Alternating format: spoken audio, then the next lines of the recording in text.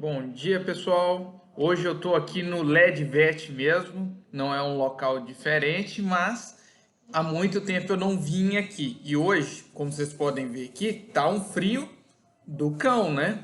E estou aqui só para trazer uma aula especial para vocês hoje. É uma aula que a gente já deveria ter feito, mas devido à pandemia não conseguimos realizar ela. Mas hoje eu vou passar como é feito a citologia auditiva. Como que é feito essa citologia auditiva? Muitos de vocês têm cães, gatos em casa e fica pensando: meu cachorro está com otite, como que eu faço? O que eu faço? Essa prática ela seria muito intuitiva se vocês estivessem aqui conosco aqui no laboratório. Isso seria fundamental para a realização dessa aula. Mas como nessa época de pandemia a gente não consegue estar presente, vocês aqui presentes, vocês vão entender como é feito a coleta dessa amostra e o que é feito, os cuidados que tem que ter em relação até às próprias otites, beleza? Então vamos começar então, pessoal. Igual eu comentei com vocês, a aula vai ser bastante intuitiva, vocês vão entender bem isso aí como funciona. Uma das coisas que nós temos que ter em mente, pessoal, é o que? Os fatores predisponentes para a otite. O que são os fatores predisponentes? Aqueles que não necessariamente causam otite, mas ele estando ali, tem a chance de que? Ter essa otite. Beleza? Isso é bem tranquilo. Eu estou do lado de cá da imagem, vocês estão vendo do lado de cá, é porque senão fica esquisito se eu ficar do lado de cá, entenderam? Mas vou ficar do lado de cá mesmo que é mais fácil. O que acontece, pessoal? Esses fatores predisponentes, como eu comentei, eles não vão causar otite, mas aumenta o risco de seu desenvolvimento. Ele geralmente vai ser o que? Junto com a causa primária. Isso é bom vocês entenderem, né? O que seria isso então que eu tô falando? Tipo assim, os fatores predisponentes, eles são aqueles que a gente tem que ter o conhecimento deles para eliminar ou amenizar os fatores que causam otite. O que seria isso? Vamos supor, eu tenho um cão, vou pegar um cãozinho aqui. Esse cãozinho aqui é bem fácil para explicar para vocês. Tenho esse cão aqui. Qual característica nele aqui que favorece o aparecimento de otite, por exemplo? Um exemplo grande é essa orelha pendulosa, ou seja, uma orelha caída. Quais cães têm isso aí? Vários SRDs apresentam essa característica. Os Beagles. Beagles é uma plantação de otite. É pensar em otite, lembre-se do Beagle. O Cocker, aquela orelha bem pendulosa assim. Essa característica que predispõe a otite não é só em apenas pequenos animais. Um exemplo que nós temos algumas infecções de otite em grandes animais são os bovinos da raça Gir, que tem aquela orelha grande e pendulosa. Por quê? O que tem a ver essa orelha pendulosa, pessoal? A orelha caidinha aqui. Essa orelha, quando ela está caída, o que vai acontecer? Vai formar um microclima ali dentro. Esse microclima vai estar favorecendo ao quê? Crescimento bacteriano e fúngico. O que seria esse microclima? Na orelha que está pendulosa lá, o que vai ocorrer? Ele vai estar quente lá dentro, porque tá tudo fechadinho ali. Não hoje, que hoje tá frio pra caramba. Mas vai estar fechadinho, vai ter a umidade natural ali e os nutrientes, como por exemplo o cerumen. Isso já favorece o crescimento fúngico, por exemplo. Porque tem comida, água e só não tem a roupa lavada, mas tem a comida, a água e um ambiente confortável. Por isso é um fator o quê? Predisponente para a formação dessa otite. Outra coisa que a gente tem que ter o conhecimento é se há pelos dentro desse conduto auditivo. Mas Marco, pelos? Sim, muitas orelhas, principalmente alguns animais da raça Poodle, é repletíssimo de pelos. Ah, mas eu tenho que recortar o pelo? Não, eu só tenho que saber que isso é um fator predisponente e algumas vezes eu posso até interferir nisso aí, como eu comentei, cortando esses pelos para evitar. É fácil fazer isso? Não. Tem alguns animais que são mais chatos um pouco para deixar, não vão deixar nem por reza brava, beleza? Mas a gente tem que ter o quê? O conhecimento. Eu coloquei até aqui como reconhecimento e a eliminação para amenizar a chance de ter otite. Ah, tá. Então, se eu tenho um cocker, eu vou amarrar a orelha dele para cima? Não é bem assim. Seria ter o ideal, né, para não crescer. Mas a gente sabe que ele tem um fator predisponente e temos que tomar o quê? Mais cuidados com esses animais em casa. Outro quesito interessante é em relação à umidade. Alguns condutos auditivos de alguns animais ficam praticamente muito úmidos. E essa umidade ali favorece o crescimento fúngico. Eu vou te dar um exemplo de felinos. Gato. Alguns gatos que têm essa vida bandida de ir para casa de um, ir para casa de outro. Na hora que você aperta o conduto auditivo dele assim, ó, você escuta o tá cheio d'água ali, mas é dele, mas isso predispõe a uma otite. Entenderam? Esses são alguns fatores predisponenciais à otite, beleza? Vamos seguindo então. Agora, além daqueles fatores predisponentes, por exemplo, eu posso ter o fator predisponente que eu comentei ali, mas ele não vai causar a otite sozinho. Agora, outros podem causar otite mesmo sem esses fatores predisponentes que eu comentei nessa imagem anterior aqui. O exemplo disso são o quê? Os parasitas. Não sei se vocês já viram a Otodex sinotes, que é o ácaro de orelha. É bem engraçado, causa engraçado assim, pra gente ver, né? É um diagnóstico muito legal de se fazer, porém para o cão não é nada divertido. Essa sarna otológica ou otodécica, muitas vezes a gente vê ela a olho nu, assim, isso causa um prurido muito intenso para o animal. Vou mostrar para vocês uma imagem da Otodex sinote só para vocês terem uma ideia o que é. Que é essa imagem que a gente vê em cima de mim aqui, ó. Cadê a imagem? Essa aqui, ó. Essa é a sarna autodésica. Ah, Marco, mas a gente vê ela olho nu? Vê. O engraçado que vê. Eu tive alguns casos que eu atendi quando eu trabalhava no hospital escola lá da FURB, lá em Blumenau, e o cão chegou com muito prurido e lá a gente provinha de um otoscópio digital. Era uma maravilha. Eu ligava o otoscópio no computador e via grandão assim. Aí tá, na hora que você colocava lá no conduto auditivo, você via esses ácaros andando dentro do conduto auditivo, andando lá, andando. Na hora que você tirava o espéculo lá de dentro desse conduto auditivo, muitas vezes você, tendo uma vista boa, óbvio, na hora que você olhava assim, contrastava que ele é mais clarinho um pouquinho, você via um pontinho branco ou vários pontinhos brancos andando ali, beleza?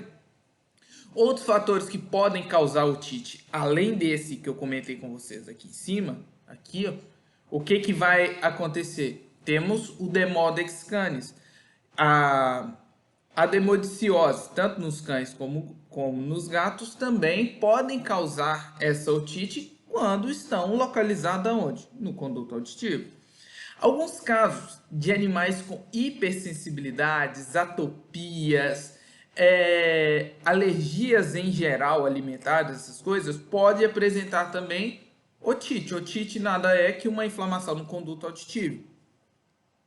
Essas otites por hipersensibilidades é comum até a ocorrência de que um espessamento desse conduto auditivo de tanto prurido ou uma resposta inflamatória exacerbada. Algumas endocrinopatias também podem causar a otite, algumas doenças autoimunes, doenças virais como sinomose, quando está apresentando aquela forma cutânea que eu havia comentado com vocês em uma das aulas a respeito daquelas pústulas, caso tenha isso em região do conduto auditivo, pode predispor a uma otite também. Só que alguns fatores, eles são perpetuantes. Por exemplo, eu posso ter um parasita, posso ter esse fator predisponentes aqui, como pelo na orelha, ou orelha pendente, essas coisas.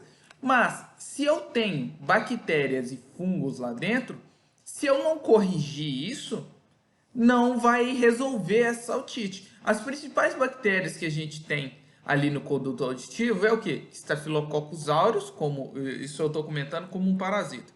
Staphylococcus intermédios, pseudomonas, entre outras, ou seja, são muitas ali. Fungos, geralmente a gente tem Malassezia pachydermatis, que é um habitante já usual da pele do animal. Mas em alguns casos, principalmente nos casos de hipersensibilidades, eles podem estar em desequilíbrio imunológico e elevando ali sua quantidade de conteúdo. Perfeito? Isso é bem tranquilo a gente entender. Mas o que é importante nós termos em mente que, mesmo tendo esses fatores que podem causar a otite aqui, essa inflamação no conduto auditivo, temos que lembrar desses que são perpetuantes, que não permitem a resolução dessa otite aqui se você não resolver esse de cá também. Perfeito? Então vamos seguindo. Opa.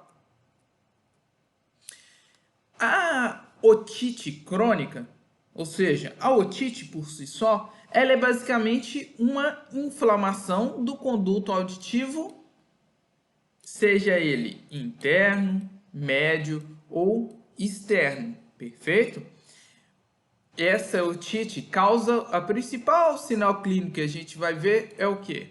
Meneios cefálicos, que é o sacudir a cabeça, prurido otológico, que é a coceira vulgarmente falando, e algumas vezes, dependendo se é uma otite interna ali, posso ter até alterações vestibulares. O animal está com head tilt, está com ataxia, está com andar em círculos, pode ser decorrente a uma otite, ou seja, é algo muito importante da gente ter em mente. Essa enfermidade é uma doença, é uma alteração que acomete cerca de 20% dos casos atendidos em clínicas veterinárias, hospitais, consultórios, essas coisas. Eu, particularmente, diria até que é mais, mas tudo vai depender de quê? Da epidemiologia racial que nós temos na região. Por quê? Se temos mais cães com fatores predisponentes, logo essa porcentagem vai ser elevada. Joia? Isso é mais comum em cães, não é tão comum nos felinos, mas a maioria das vezes é por causa parasitária. Isso, relato de literatura. Experiência própria, eu atendi quando eu estava na residência, eu vi que havia muitos casos de otite. Otite tem muitos casos mesmo, 20% é aceitável o valor, mas casos parasitários vai variar de região para região, de locais para locais, de público-alvo ou não. Por quê? Animais que não têm contato com outros cães. O único contato com outro cão é ele vendo o Pluto na televisão, no Disney Channel. Logo, esse animal não vai ter o quê? Uma otite parasitária. Provavelmente ele possa ter o quê? Uma bacteriana. Perfeito? Então é bom entender isso, a epidemiologia da coisa também é muito importante. Perfeito? Então vamos seguindo. No primeiro momento, a gente vai fazer o que? A citologia auditiva. Auditiva? Citologia do conduto auditivo ali. E o que vai acontecer, pessoal? A gente vai ter uma imagem semelhante a essa aqui de cima. Deixa eu sumir aqui rapidinho para ficar melhor. Essa que vocês estão vendo à minha direita. Isso é uma citologia otológica. A gente vai encontrar debris celulares, fungos, bactérias, seja cocos, seja bacilos e etc. Isso a gente sempre tem que observar certinho, tá? Isso dá o quê? O primeiro estágio ali é uma ferramenta que a gente necessita para a gente ter noção do que vai fazer certinho ali. Entenderam isso? A citologia auditiva não é aquela coisa que você vai fechar o diagnóstico com ela, mas muitas vezes ela é o principal indicativo e o primeiro acesso que a gente tem a materiais. Entenderam? Deixa eu voltar aqui então. A partir da citologia, então, a gente pode ter a sugestão de diversos organismos. Não dá para a gente confirmar só no olho ali. A gente precisa de mais alguma coisa. E isso a gente vai conseguir ver o quê? Nessas imagens aqui, a gente pode ver alguns bacilos, a gente pode ver malacésias, pode ver cocos, como eu comentei, debris celulares, resto de cerumes. Algumas vezes observamos células inflamatórias.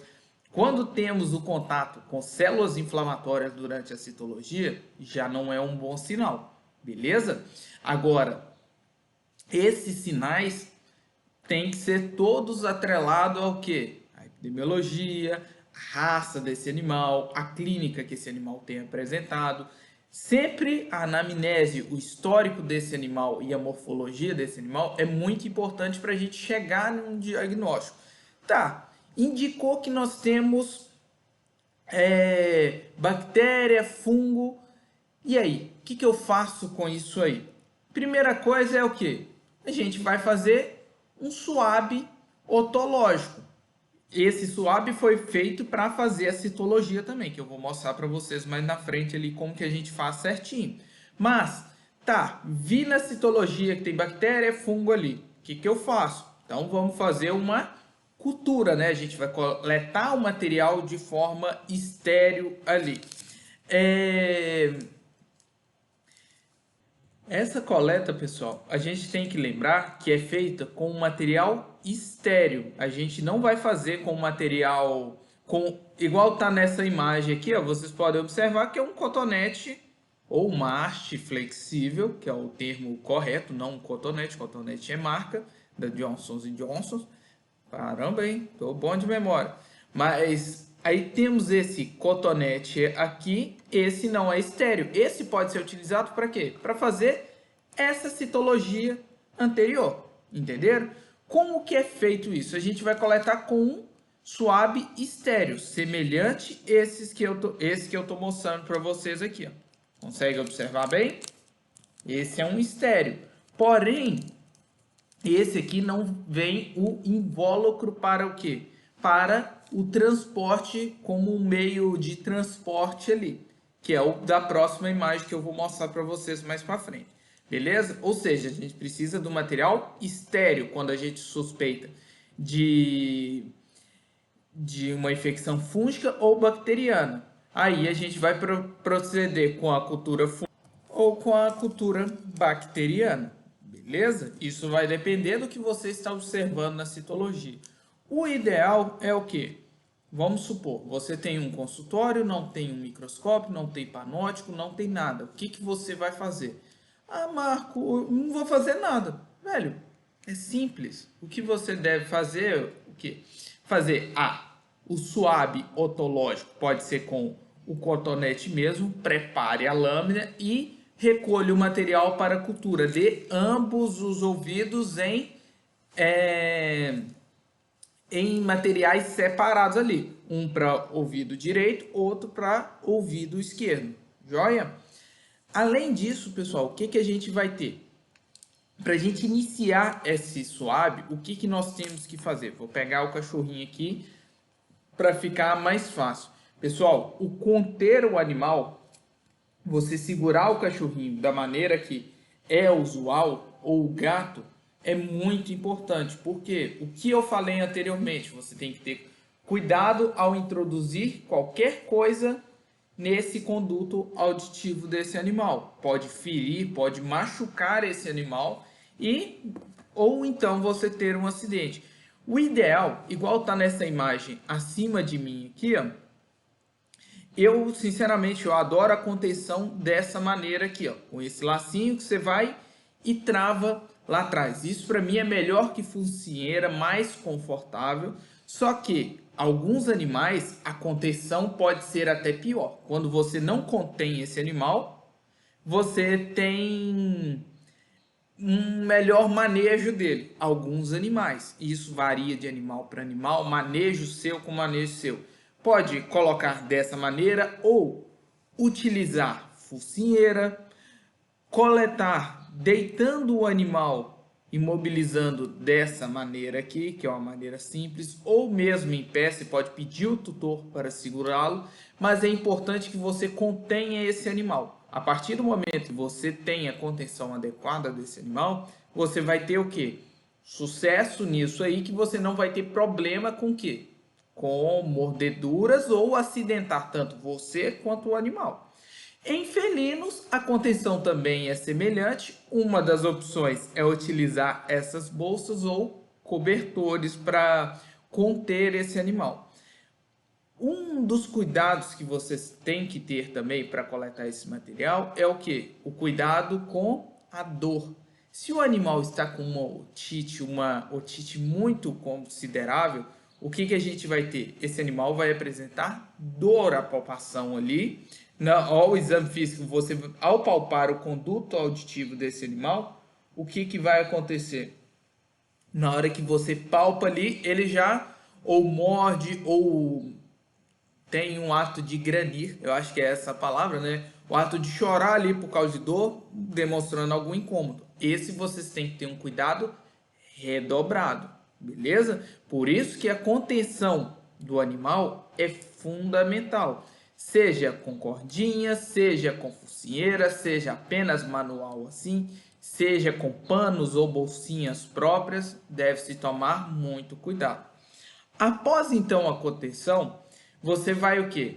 Vai preparar seu material, né? Você vai só abrir o material, o seu suave estéreo ali, só na hora da coleta. Esse que está na imagem aqui, ó, é que aqui em mãos eu só tenho o suave em si.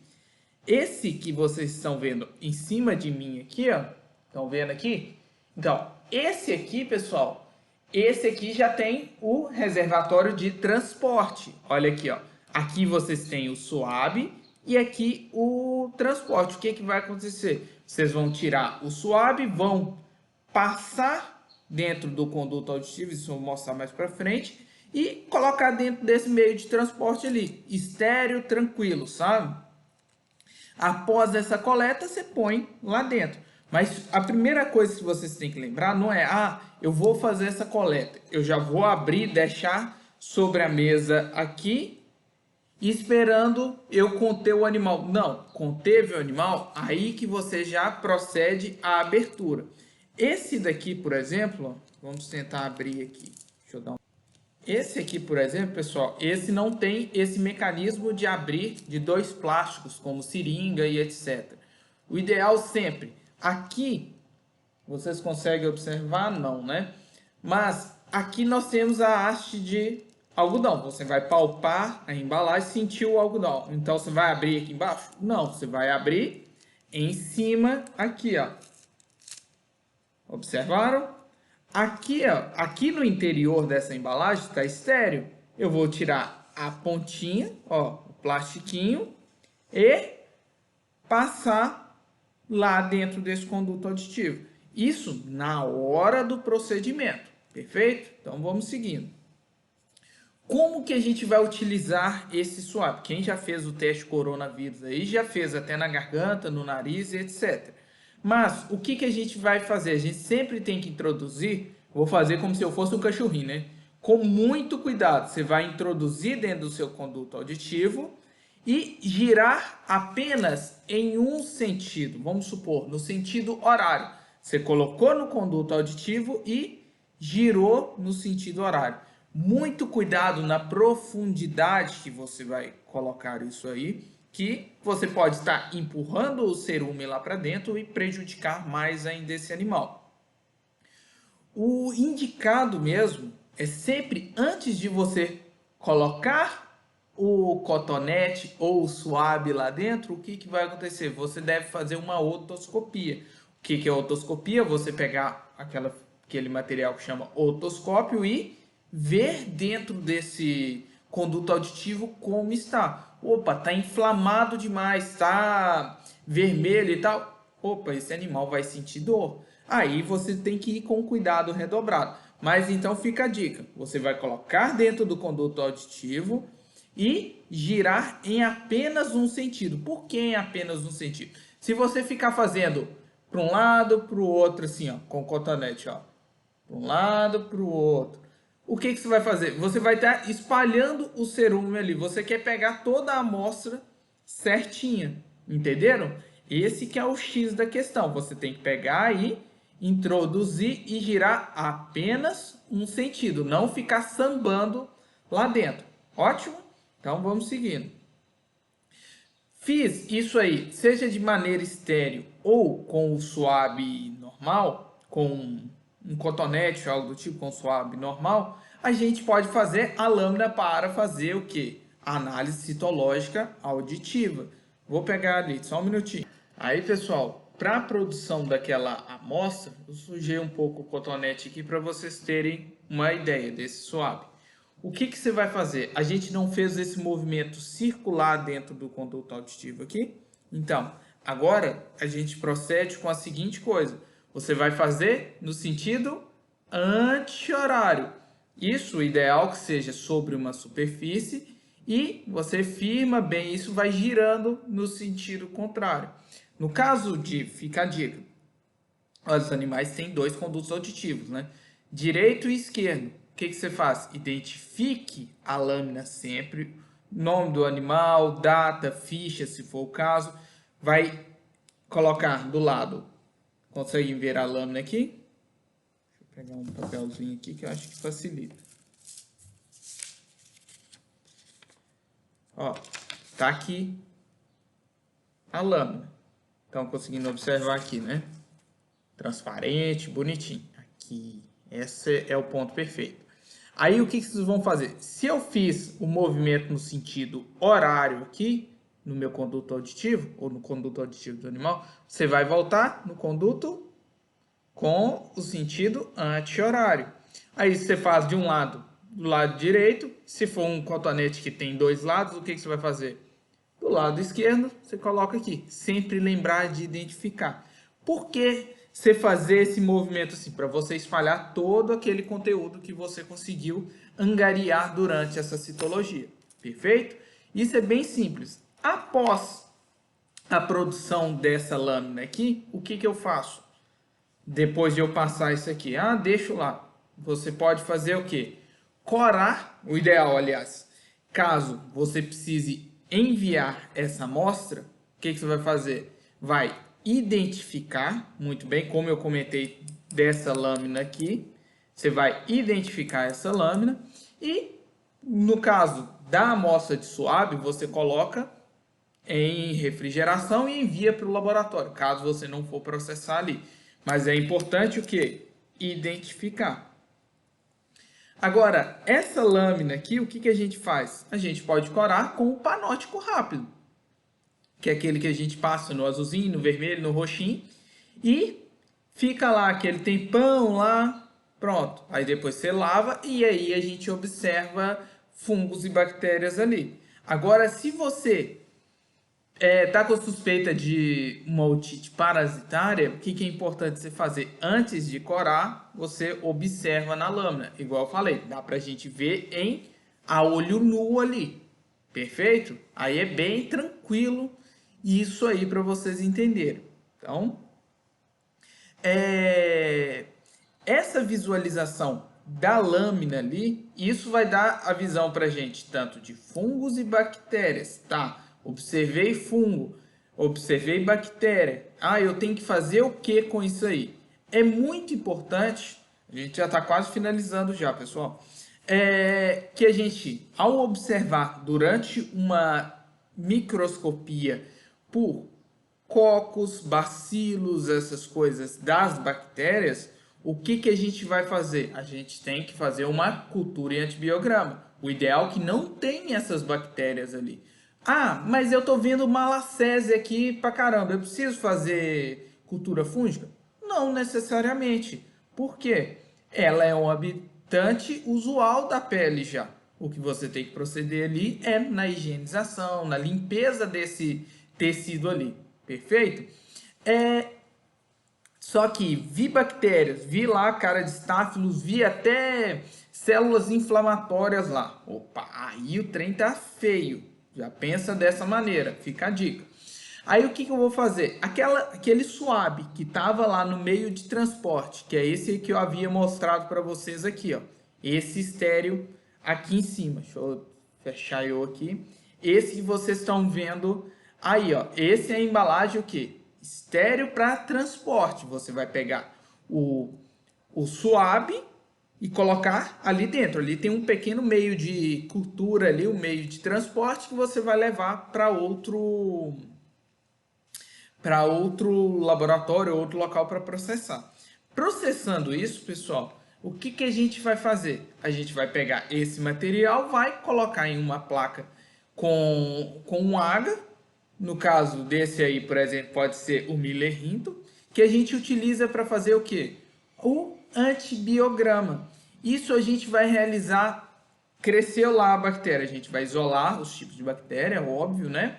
Ou fazer uma cultura fúngica, isolando aqueles fungos ali para identificação. Além disso, a gente tem que avaliar a sensibilidade, porque muitas vezes, fique a dica, tem muitos tratamentos, muitos proprietários, agropecuários, essas coisas. Ah, meu cachorro está coçando a orelha. Dá-lhe tal antibiótico, dá-lhe tal coisa. E o que acontece? Uma resistência muito grande dos antimicrobianos. Aí, o que vai acontecer? Você trata com o usual e não tem resultado, porque o tratamento foi realizado de uma maneira inadequada anteriormente. O ideal é que você faça o quê? A avaliação da sensibilidade aos antimicrobianos, que isso vocês viram no ano passado em microbiologia. Perfeito? Fazendo isso, deu resistente, aliás, desculpa, deu sensível a penicilina, estou supondo, a amoxicilina clavulanato, e outros antibióticos. Beleza, eu vou procurar medicamentos que tenham essas composições. Por quê? A bactéria que está ali, ela foi sensível a esses medicamentos. Agora, se é resistente a tudo, aí a gente vai ter um problema. Entenderam? O que eu queria passar para vocês era a simplicidade como se faz isso aí. Durante uma aula prática, a gente conseguiria realizar isso em um animal, processar a amostra e observar a presença de fungos, de malacésia, por exemplo, que eu já demonstrei para vocês em aula teórica, ou a presença das bactérias, como a presença de cocos ou a formação de cachos ali, que é comum do Staphylococcus aureus. Perfeito? Então, na próxima aula prática, eu vou falar com vocês a respeito do diagnóstico de hemoparasitose. Perfeito? E também, pessoal, eu vou abordar com você, talvez, nessa próxima aula, a respeito dos cuidados que a gente tem que ter com os animais suspeitos de zoonose. Isso a gente já falou de alguns cuidados e tal, nós vamos reenfatizar nessas próximas aulas. Beleza? Até breve, peço que vocês deem um like aqui embaixo e na próxima a gente já vê direitinho. Até mais.